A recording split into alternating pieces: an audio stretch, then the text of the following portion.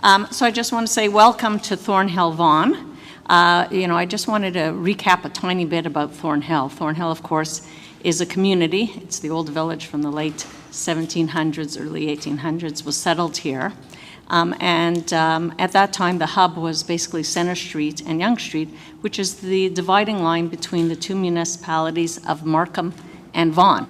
Thornhill is a community now. It's not a municipality, but it is half in the municipality of Markham and half in the municipality of Vaughan. And it's something that even people who live in York Region don't always understand. So I wanted to just recap that. And then Thornhill, of course, is a riding at the federal and the provincial level.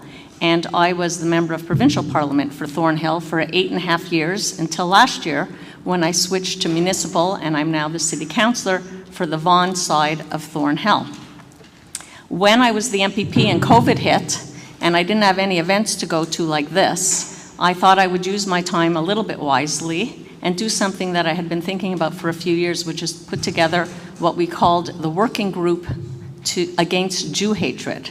And of course, one of our first members was Rabbi Corey Margulies from J-Teach. And I did mark down, so I'll just give a little bit of a shout out to some of the organizations that were involved: the Canadian Anti-Semitism Education Fund, Doctors Against Racism and Anti-Semitism, the End Jew Hatred, La'ad Canada, NICSI, Canadian Institute for Jewish Research, Heirut Canada, Hasbara Fellowships, Jewish Resistance, and Canadians for the Rule of Law. So we met, obviously, mostly online. We had some meetings that were hybrid and in person, but we worked together. It was very collaborative, and we worked together to do statements against QP resolutions that were calling for boycotts of Israel and things like that.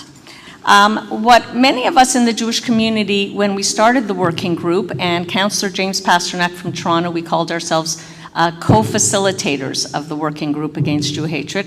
One of the things that it had just been evolving then, that was about 3 years ago, was instead of using the term anti-Semitism, to use the term End Jew Hatred. And some people were a little uncomfortable at first, but I think it's really caught on, and kudos to whoever sort of, kept sort of pounding that idea into all of us.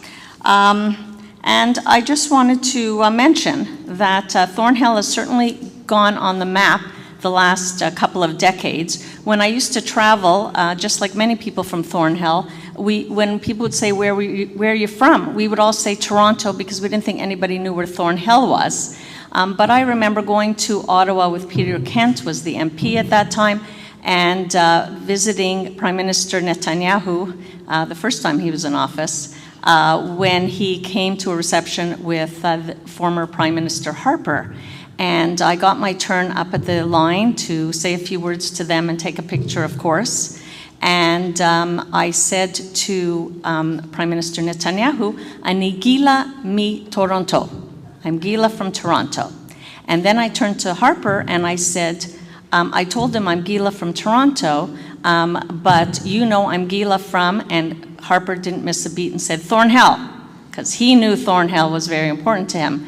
And Netanyahu sort of smiled and laughed and said, "I know Thornhill."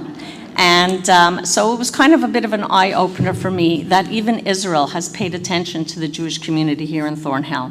So the last thing I want to say is that a new project for me is to try to bring the Pan Am Maccabi Games, we call it the Jewish Olympics, to people outside the Jewish community, to Vaughan in 2026 in the summer.